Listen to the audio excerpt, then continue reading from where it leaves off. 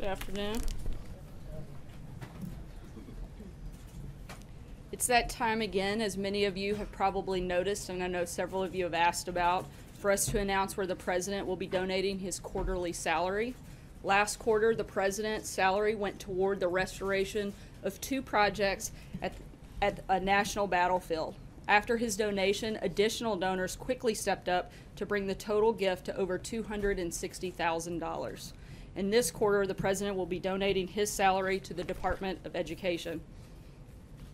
And with that, I would like to bring up Secretary DeVos to tell you about what the department will be doing with the President's money to help equip the boys and girls who will be the leaders of tomorrow. Secretary DeVos, it's my pleasure on behalf of the President of the United States to present a check for $100,000 to the Department of Education. Thank you very much, Madam Secretary. Well, thank you so much, Sarah. I want to start by saying how grateful I am to the President for this generous gift.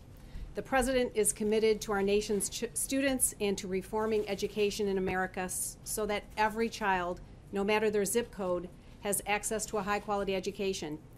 He and I have had many conversations about how best to put students' needs first and ensure and we are setting them up for a lifetime of success. There's much work to be done, but we are certainly on the right track thanks to the President's leadership.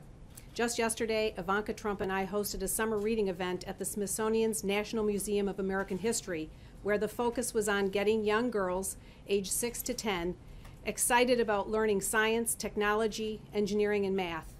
It was fun to see their eyes light up as they got to explore, create, and experiment in a collaborative environment. Today's and tomorrow's economy requires students prepared for STEM careers. That's why we've decided to use the President's second quarter salary to host a STEM-focused camp for students at the Department of Education. We want to encourage as many children as possible to explore STEM fields in the hope that many develop a passion for these fields. We look forward to this exciting endeavor, and I thank President Trump again for this generous gift. Thanks. Thank you, Secretary DeVos. Thank you for coming. Thank you, Secretary DeVos. Thank you for coming and being here for that today. Now, I know Anthony's probably a little bit disappointed that he's not up here today, but since he did some TV this morning, he was able to go ahead and get his hair and makeup done, so I think he'll be okay. As Anthony said when he was up here last week, we're looking to mix things up a little bit. From time to time, I'd like to give us all a little reminder of why we're here every day, which I imagine for most of us is because we love our country and want to make it better. I've spent a lot of time around the President over the last year, and I know exactly why he's here.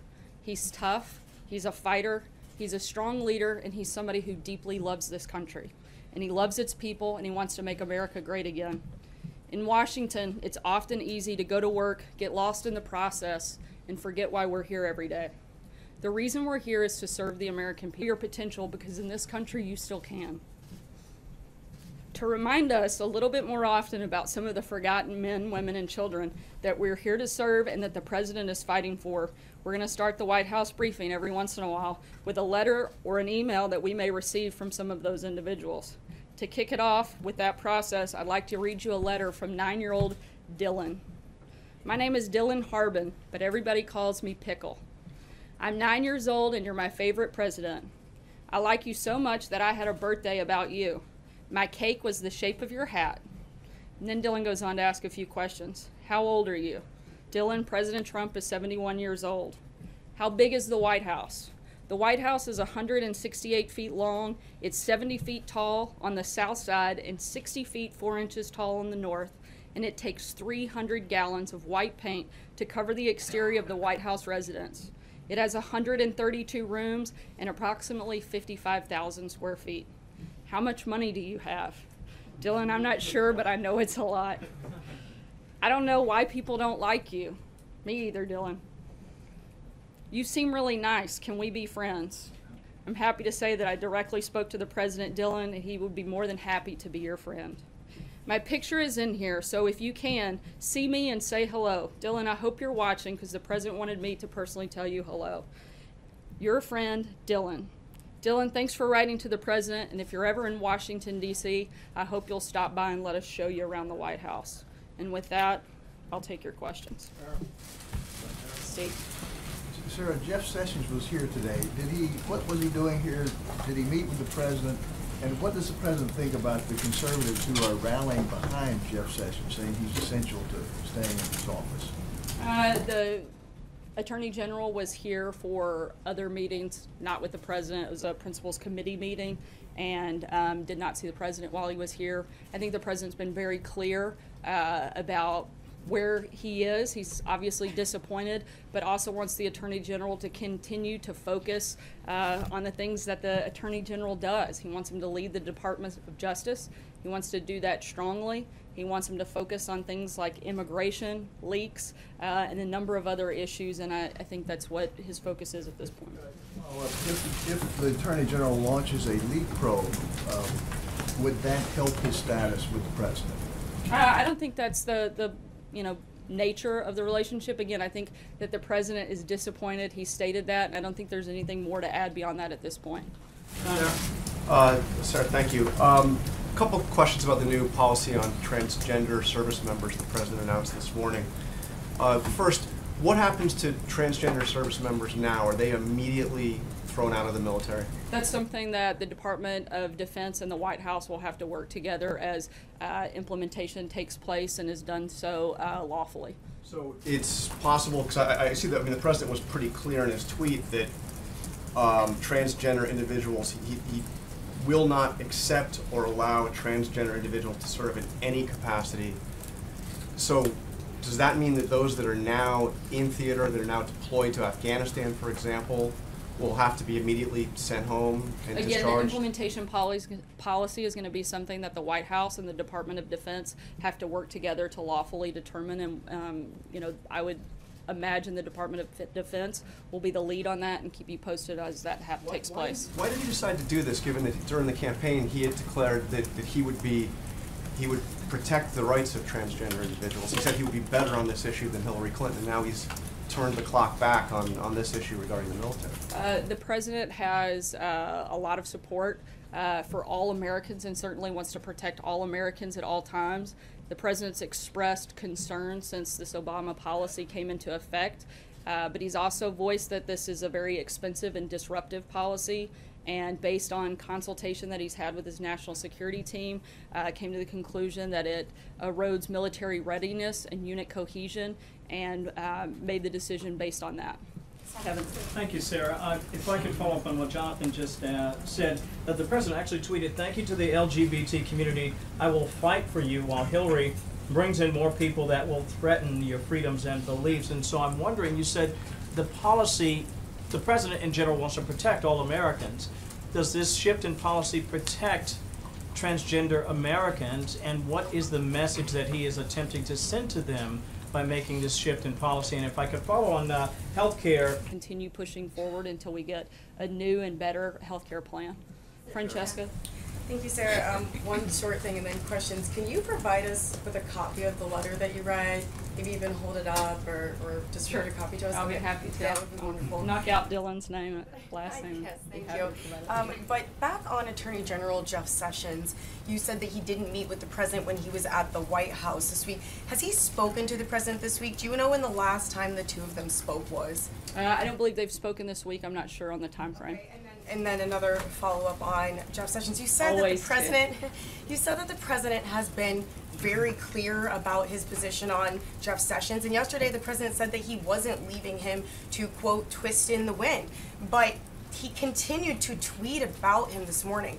If he is so frustrated and so disappointed in him, why doesn't he just ask him to resign or fire him? Why does he continue to just tweet about him instead? Look, you can be disappointed in someone but still want them to continue to do their job, and that's where they are. Continue in that job? I think that I made clear last week, if there comes a point he doesn't, he'll make that decision. Blake?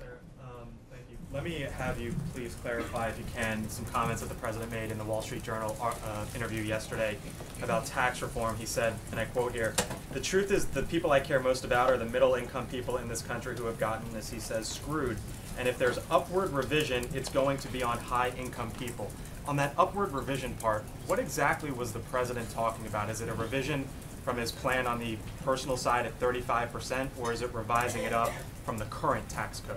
Yeah, when we get ready to walk through the full details of the plan, I'm happy to do that at that time. But right now, we're focused on the three big priorities of the tax reform: a simple, fairer tax code, middle-class relief, and creating jobs. That's where we are right now. We're continuing to work through that process, and we'll make announcements as we have Let me specifics. just ask you then a more general question on that. Does the president believe that the wealthiest Americans deserve a tax cut?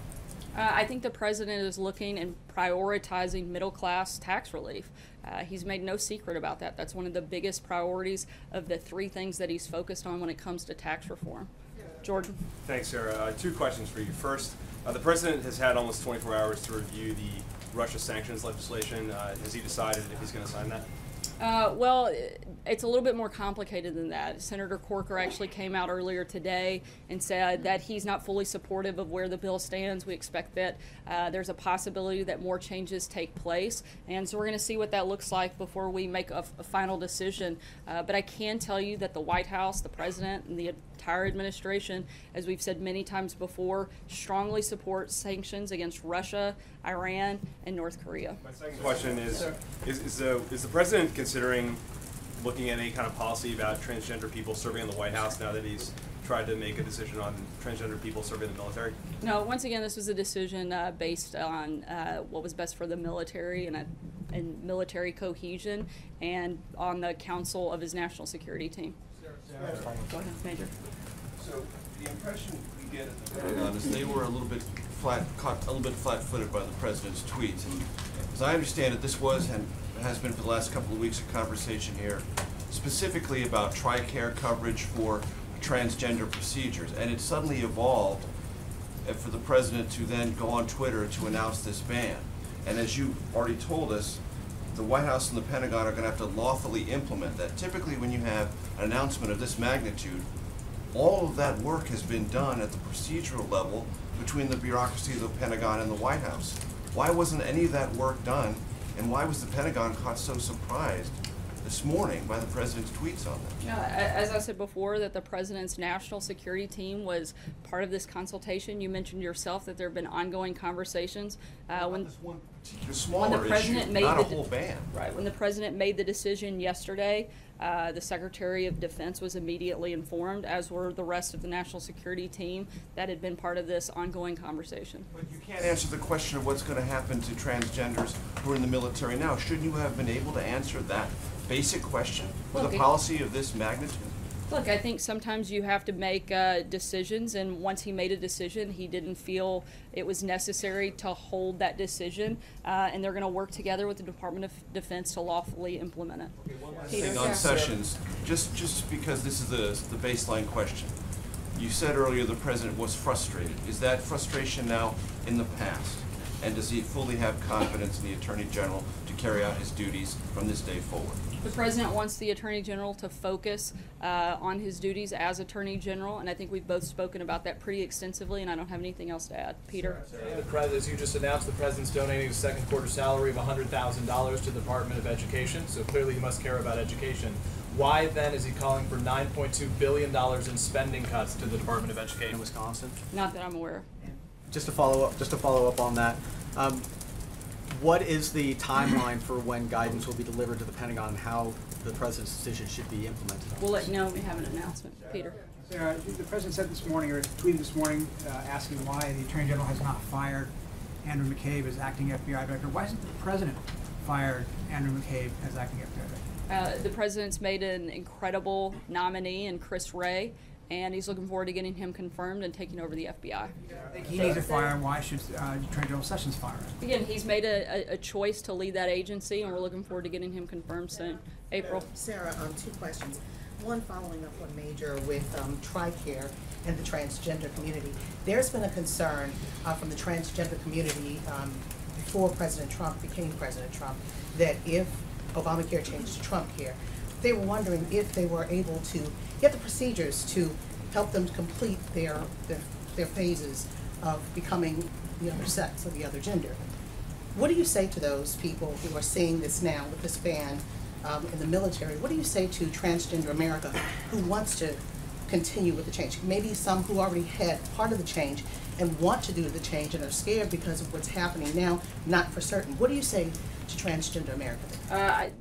As I've said before, and I'll try to make this clear, this was a military decision. This was about military readiness. This was about unit cohesion. This was about resources within the military and nothing more. Guys, I really don't have anything else to add on that topic. As I do, I'll keep you posted. But if those are the only questions we have, I'm going to call it a day. But if we have questions on other topics, I'll be happy to take it. Sarah, wait a minute, Sarah, I wanted to, I'm sorry, Sarah, I wanted to finish. Everyone had a second question. I'm sorry, Sarah. On the morale of the cabinet, Anthony Scaramucci this morning on New Day said that the cabinet secretaries need to have tough skin. How is the president working with the cabinet secretaries right now? How does he build their morale after all of this with Sessions and we're hearing things that are coming out of state about Rex Tillerson? How is the president working on their morale? I think the same way he works with all of us. He empowers us to do our jobs. And I don't think it matters whether you're a cabinet secretary or a low-level staffer. We're here to do a job. He's asked us to do it, and he expects us to get it done. And I've spent a good bit of time with quite a few cabinet secretaries over the last couple of days, and morale is high. Stephen. One more point about transgender service members, not here in this country, but overseas. And there are 18 countries where transgender service members are allowed to serve openly. The UK is one, Australia is another, Israel is a third. The President in his tweet this morning referred to disruptions. What does he mean? And is he concerned that there are disruptions in our allies' militaries in Australia and the UK and Israel? And should we worry about that from a military standpoint? As I said earlier, this decision was made after extensive discussions with his national security team, and the president decided it was in the best interest of the military to end this Obama policy. I can't speak to anything about another country. Pretty focused on making sure we get good things happening here. Zeke. First off, you were talking earlier about what the president wishes Attorney General Sessions to be doing in his job right now. Why hasn't the president picked up the phone or invited him over when he was into the Oval Office when he was in the building? Does the president have any intention of speaking with the Attorney General this week? I'll keep you posted if he does. John? Sorry, second question on the transgender service member issue. You mentioned this is the president reached this decision to improve or maintain unit cohesion. How does it maintain or improve unit cohesion to leave thousands of service members, some who may be overseas, serving in units overseas, in the dark about their status within the military? Once again, this was a decision made after the consultation with his national security team and decided the best decision. Alex. I want to ask you about a tweet the president had on Sunday. He said, "It's very sad that Republicans, even some that were carried over the line on my back, do very little to protect their president." Which Republicans is the president talking about, and what would he like to see from them? What sort of protecting? I'm not going to call out any senators by name up here today, but I think the president is very committed to a robust agenda and changing America for the better. And the Republicans have both the House and Senate. He's hoping they'll join him in pushing forward a lot of the policies that most of those people campaigned on, like repealing and replacing Obamacare. I think that's a perfect example of Republicans needing to step up to commitments that